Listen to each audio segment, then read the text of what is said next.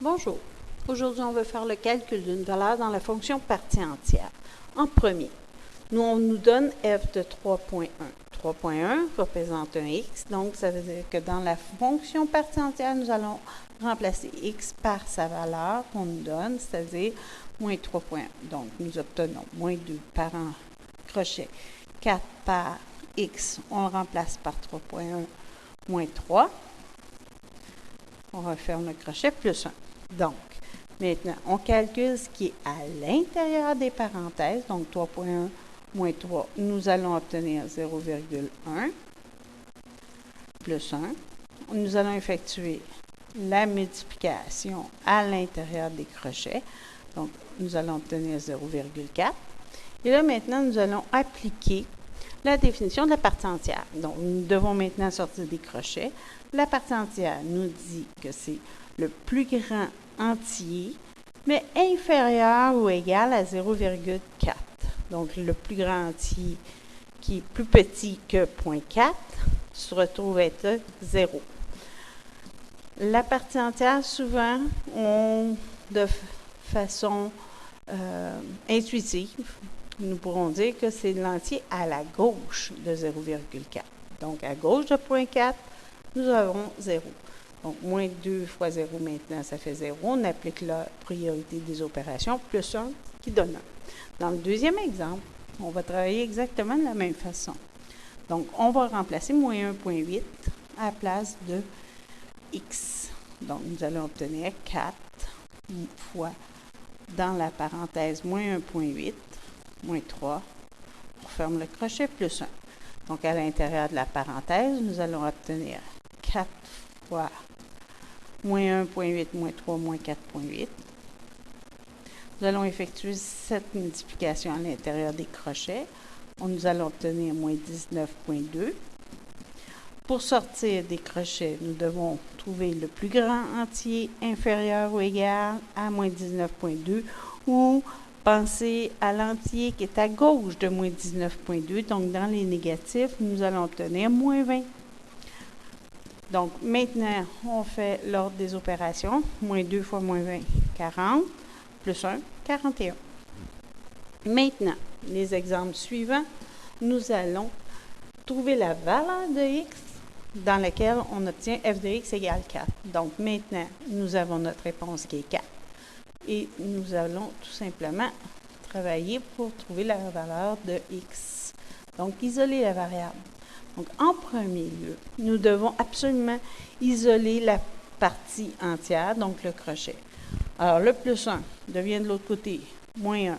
Nous arrivons à 3. Alors, nous avons moins 2 fois le crochet, 4 par x moins 3. On divise maintenant par moins 2, parce que c'était une multiplication. Nous obtenons moins 3,5, qui est égal au crochet de la partie entière de 4 fois x moins 3. À partir de ce moment-ci, quand nous arrivons au crochet, nous devons, étant donné la définition de la partie entière, penser à regarder, est-ce que mon crochet donne un entier? Il faut absolument que ça donne un entier, c'est la partie entière. Donc, si nous n'avons pas d'entier, ça veut dire qu'il est impossible de trouver une valeur de x qui va satisfaire que le total donnerait f de x égale 4. Donc, ça veut dire qu'il n'y a pas aucune marche vis-à-vis à la hauteur de 4. Alors, donc, c'est impossible de trouver un intervalle. Pour moins 5, nous allons effectuer maintenant le même type de travail. Nous avons moins 5 qui est égal à moins 2. Crochet 4 par x moins 3. On referme le crochet plus 1.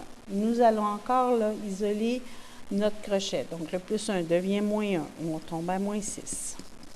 On a moins 2 fois le crochet.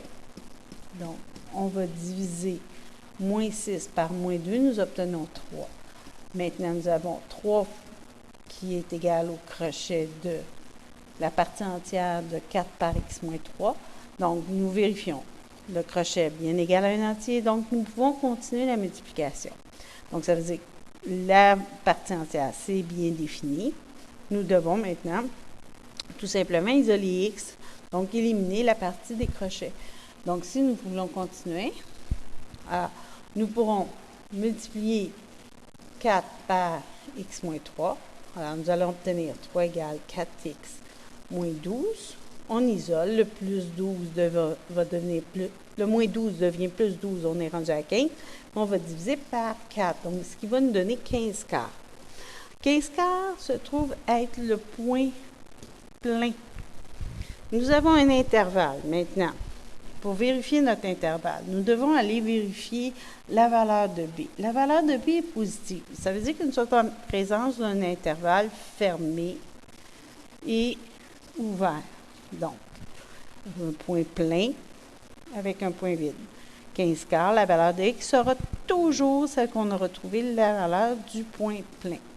Maintenant, il faut vérifier la longueur de notre marche. La longueur de notre marche nous est donnée par l'inverse de B. B a 4 comme valeur, ça veut dire que ma marche mesure un quart de long. Alors, ça veut dire que maintenant, j'ai 15 quarts. Le point vide sera donc à plus un quart, 16 quarts. 16 quarts, on sait que c'est la valeur, c'est égal à 4. Donc, ça veut dire que notre valeur de x sera dans l'intervalle 15 quarts à 4 ouvert. C'est tout. Bonjour.